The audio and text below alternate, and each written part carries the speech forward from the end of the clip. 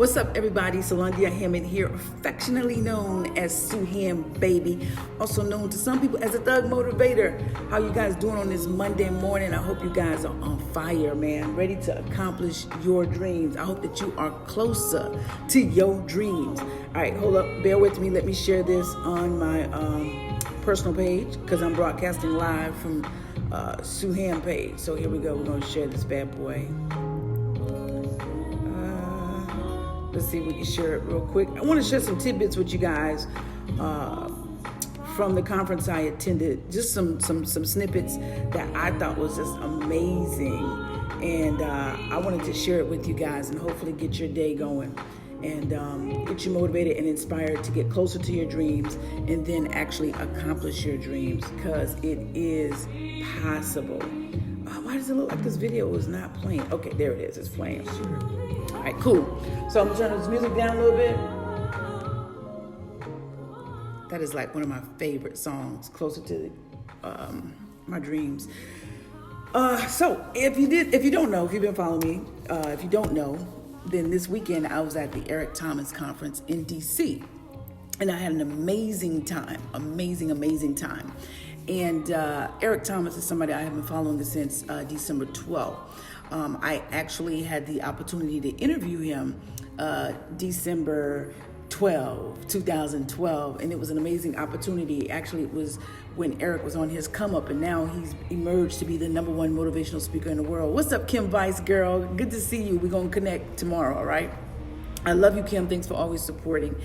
And so I had an opportunity to go see Eric this weekend, and I decided I was going to take my son with me because I always like for him to experience different things, be exposed, be in the room with, magical thinkers, people who have an enlightened mindset, people who are living their dreams, pursuing their gifts, and also wealthy, having a wealthy mindset, meaning being rich in the body, being rich in the mind, being rich in family, being rich in business, and being rich in finances. So for me, that's what wealth means. So at the event, I needed to go because I needed to recharge. And I got to tell you, man, I am recharged.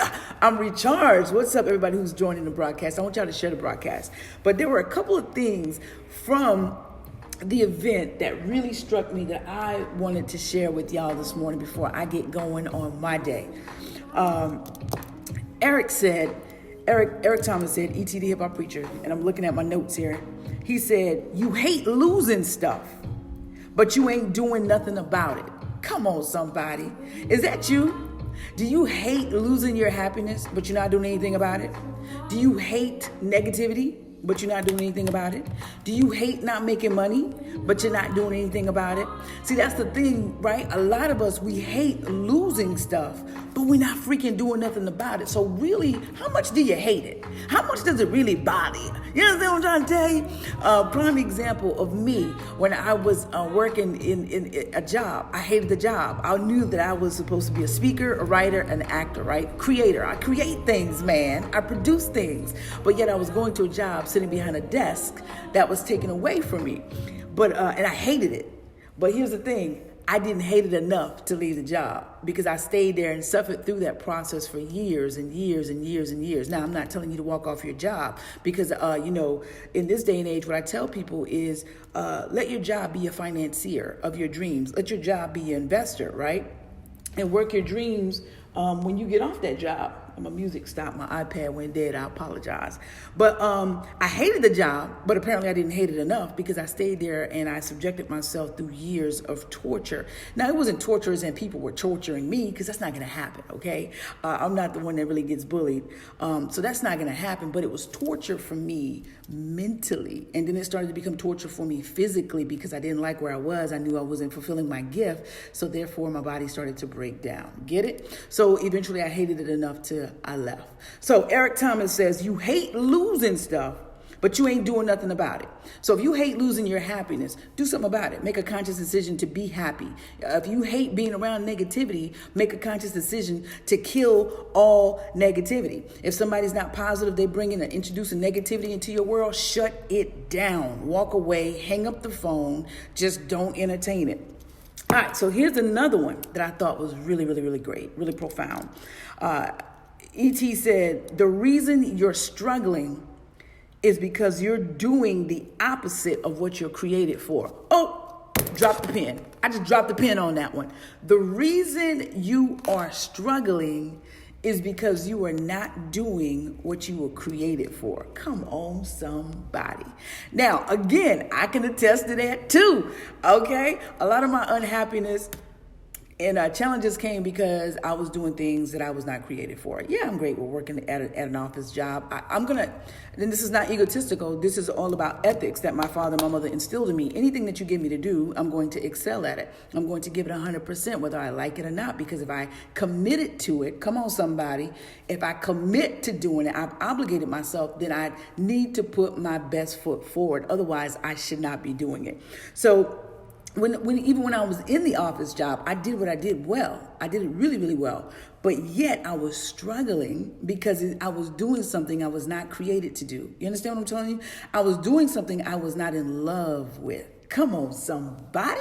Come on, when you're in love with something, it's a different kind of struggle. You might be struggling to make it successful. You might be struggling to figure out how to do it the right way, but it's a different kind of struggle. When you're in love with it, you don't mind struggling to get your dream off the ground. So E.T. the hip hop preacher said, the reason you're struggling is because you're doing the opposite of what you created for. Right now, today, if you're doing the opposite of what you were created to do, I implore you, I am encouraging you, I am hoping to compel you with this video to stop it, man. Do the thing that you were created to do.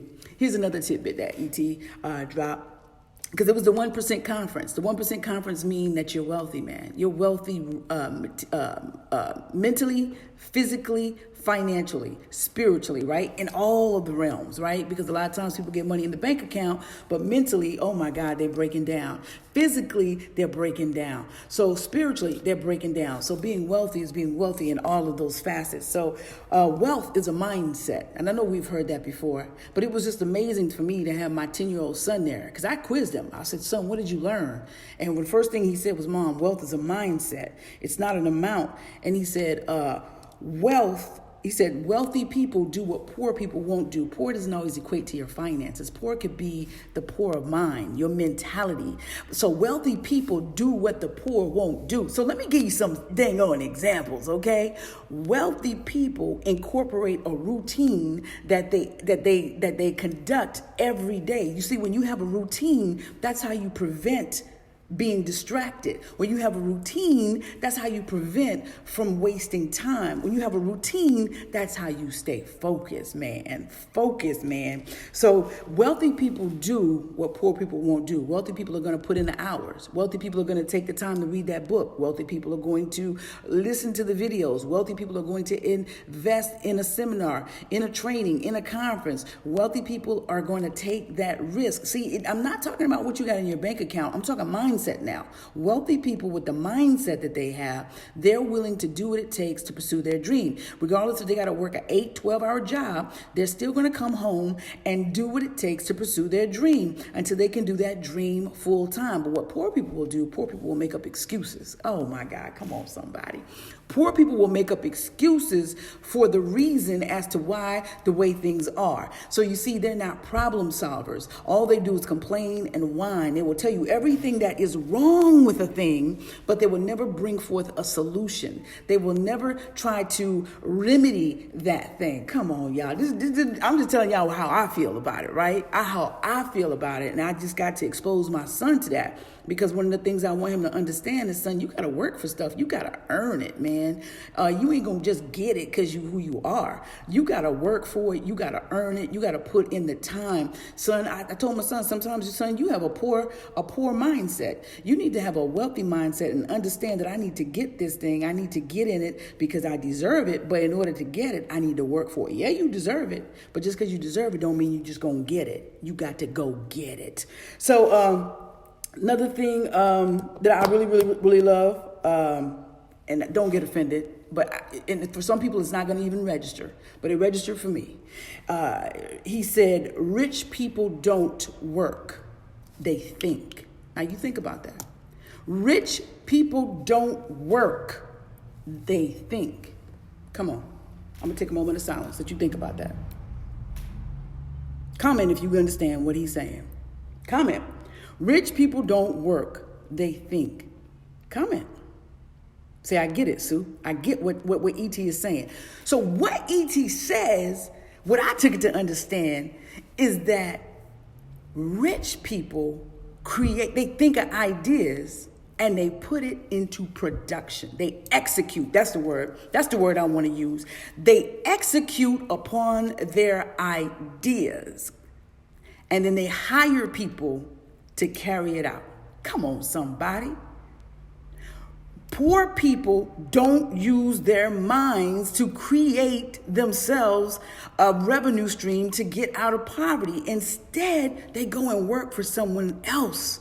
And now they're in bondage. Now, I'm not saying that if you have a job that means that you're in bondage, because some people love what they do. So listen, I'm talking about when I'm talking to you, I'm talking about if you're doing something that you know you weren't created to do, you're doing something that you know you weren't gifted to do, then come on, man, shift the mindset, okay?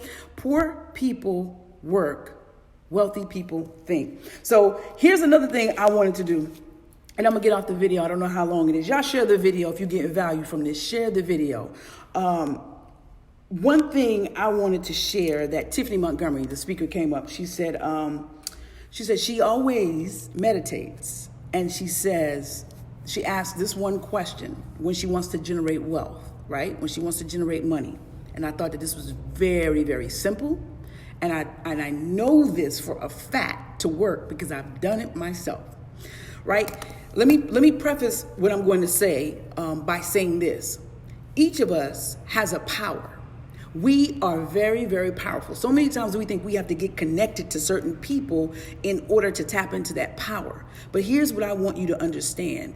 All of the power in you is how do I even explain it? The power in you is so great that anything that exists outside of you, it does not matter. It cannot touch you as long as you know how powerful you are. As long as you believe in yourself, it does not matter what is going on in the environment outside of you, externally. All that matters is that internally, you know that you are a powerful being capable of accomplishing the things that you desire. So she asked this question, right? This is the question she posed to the creator when she wants to generate money, generate wealth. She says, how can I make the most money in the shortest time that will make me happy?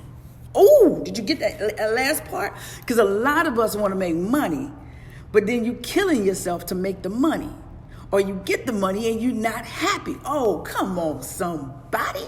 Come on, somebody. A true wealth mindset is generating money and at the same time being happy and healthy. Come on, y'all. So ask yourself, go within, meditate, talk to yourself. The spirit is in you, okay? The spirit is in you. Connect to your creator and say, how can I make the most amount of money in the shortest amount of time that will make me happy? What can I do? What can I do to make the most amount of money in the shortest amount of time that will make me happy?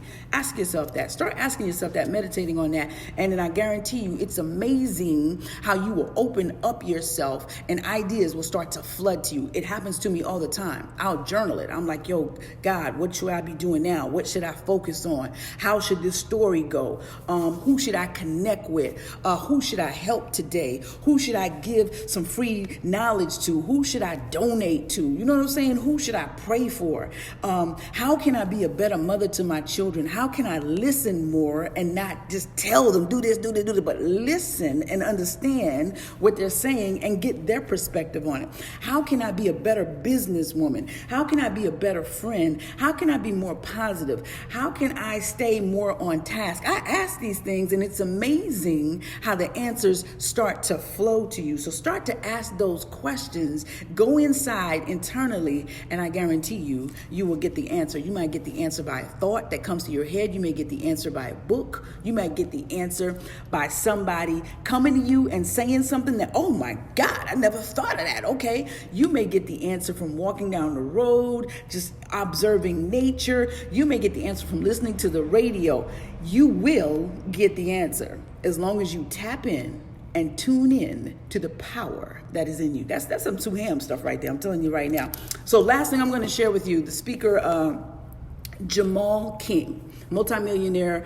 Most of his millions are stemming from real estate. And if you've been following me, if you know me, you know that I had a bunch of real estate back in 2006, from 2006 to 2009, prior to me having a financial breakdown. But what I can tell you is that real estate is the way to go. And I'm thankful now that I am invested in real estate again, because I understand the power of real estate. I understand the wealth that exists in real estate. So I'm taking baby steps and crawling again, but I encourage everyone to check out investing in real estate. So the last tip I want to share with you is from Jamal King, multimillionaire real estate king, who has amassed a bunch of properties, started doing it at the age of 22, retired his wife at the age of 22. He's in his 40s now, and he did all this while he was still working a job. He was a Chicago police officer. So I want you to understand that. Remember what I said, let your job be your financier, your investment partner, your producer, right? If you can stand being there, right? If you can stand being on the job without getting sick, then let your job fund your dreams. So while he was working as a Chicago police officer, he was amassing properties, man. And his methodology, right? Did I mess that word up? It don't matter. His thinking was, I am going to get a piece of property for every bill that I have. So, okay, I got the car note. Okay, I'm about to go buy a piece of property and let that passive income pay for my car note. Okay, I got the mortgage. Okay, I'm going to go buy a piece of property and let that property pay for my mortgage. Come on, somebody. And so this man was doing this at the age of 22 and was able to retire his wife at the age of 22, and he's in his 40s now. I think he's like 43, 44. But he said this, and I want to leave you with this because I think it's so important. So many people are down on our schools. We say so many negative things about schools, teachers, educators, the whole system. Here's what I want you to understand. I really hope you understand it. I really hope you get it. This is my perspective. This is my thinking. I believe in it 100%. And I know it to be true in my household.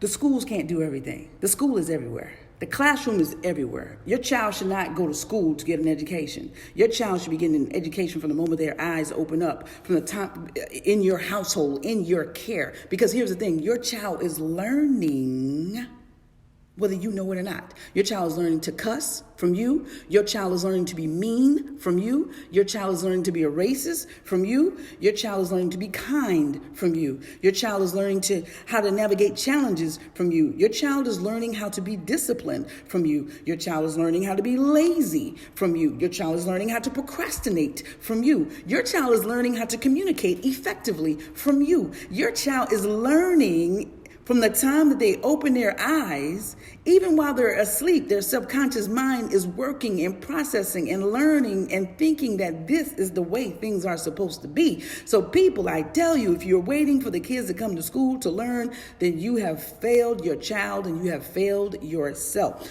So hence the reason why I took my son to the conference on Friday. We flew out to D.C. because I understand that the classroom is everywhere. And it's up to me to instill into him principles, morals, and ethics. Now, whether he goes astray, that's on him. But as long as I do my job as a parent because I brought him here, then, hey, I'm off the hook. So Jamal King says, your level of exposure will determine your level of success.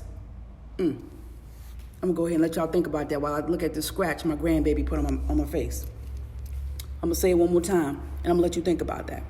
Your level of exposure will determine your level of success. That's why I took my son to the conference. I wanted him to be around multimillionaires. I wanted him to be around heightened, enlightened thinkers. I wanted him to see prosperity. I wanted him to see people communicating, hear the language that they use. I wanted him to see people bonding and networking. I wanted him to see people who are happy in their gifts. Come on, somebody. I wanted him to hear that it wasn't always rice, potatoes, and gravy, okay? That they had to go through slop. They had to freaking eat slop before they got the rice, potatoes, and gravy, or the lobster, or the caviar, or the Don Perignon, or the what's Puffy's thing? What's Puffy's thing? Whatever Puffy's wine is. I want to shout out Puffy on there. You know, they had to go through some things, and I wanted my son to understand that because I don't want him to feel entitled. Because I feel like we coddle our kids and they become entitled and they don't know what it is to put in work. They don't know what it is to use their mind. As the great Reverend Ike says, use your mind, then you're behind. So, because so many of us just jump into action without even thinking. Again, remember, wealthy people think, rich people work. So Jamal King says, your level of exposure will determine your level of success. Now, here's what I want to say to you. You don't have the money to go to a conference. You don't have the money to go to a seminar. Well, guess what? I know you got the internet. So I need you to start getting on the internet and following successful people. Start listening to the things that they say. Start watching the things that they do, because it ain't all about what you say, is what you do, okay? Because you can womp, womp, womp, womp, that Charlie Brown all you want, but then you're not doing nothing. As R. Kelly says, and don't shoot me, but R. Kelly said it. He said, don't talk about it, be about it. Come on, somebody.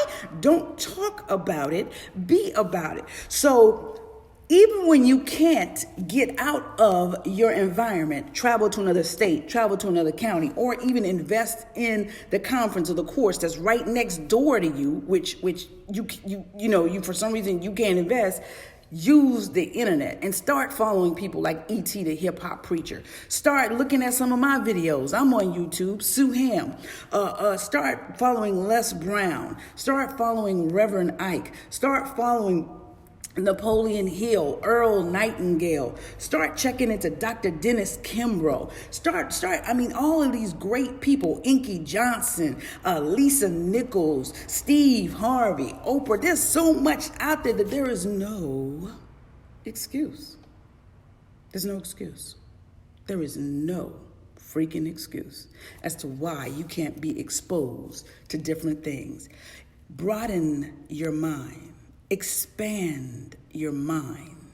The wealthy mindset has nothing to do with money. It's all about your mind. And when you start adding value, the money will come. Poor people think about money. Wealthy people think about adding value, making the world better. And that's how the money comes. Using your gift, that's how the money comes.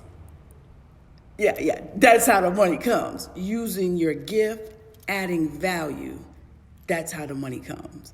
So I wanted to share that with y'all this morning. I'm sorry I was so rah, but I had some coffee, okay? And I'm sitting in my studio, which we're still working on, and I'm excited. I walked in here and I said, my God, it's happened. I have been talking about it for years, talk. But I wasn't being about it. And when I all of a sudden decided to be about it, that's when things started happening and things started falling into place so easily, to the point I was like, wow, what was I waiting on? What was I freaking waiting on? But I do believe that everything is a process, and I do believe that everything happens in its time. And this is your time. This is your time. If you're waiting for the sign, because some of y'all are like, Lord, please give me a sign. Please, I know how it is. I did the same thing. Please give me a sign. You're looking all around, right? Outside of you, right? But the sign, the word is in you. The freaking desire is the sign. When you can't sleep, when your belly's on fire because it's burning, because you got this thing in you got to give birth, that's your sign. That's your freaking sign, okay? When you eating and all you can think about is like, oh, I got to get this done. When you can't even have a good night's sleep, when everything around you popping up reminding you about what you need to do, that's your sign. That's your sign, baby. This is your sign. This is your time. This is the time to get it done. Take your baby steps. Take your baby steps, right? No, matter of fact, just like a baby, what I want you to do is fall, okay? Because it's going to happen. Go ahead and get it over with. Get the fall out the way so you can get the pain out the way, right? The fear of falling. Go ahead and fall. Get it out the way. Then I want you to get up and start crawling. Then when you're comfortable with crawling and you feel like it's time to move to another phase, then I want you to go ahead and stand up. Oh, come on, somebody. And I want you to put one foot in front of the other. You're going to fall again. You're going to fall again. You see, because you had gotten comfortable with crawling. But then you also got fed up with crawling. So then you decided, I want to stand up. Well, now you stood up and you realize, well, this is quite boring. I'm not going anywhere. At least when I was crawling, I was moving. But I got kind of bored with crawling, so I want to stand up. But now that I'm standing up, I'm not doing anything. So I wonder what will happen if I take a step. And then you take that step. You muster up the courage and you take that step and then you fall on your face. This is how it is, guys. This is how it is. I'm telling you, I don't fell on my face several times. You fall on your face, but then you realize, I don't like being on the ground. So you get back up and you say, I'm going to take another step. And then you fall again.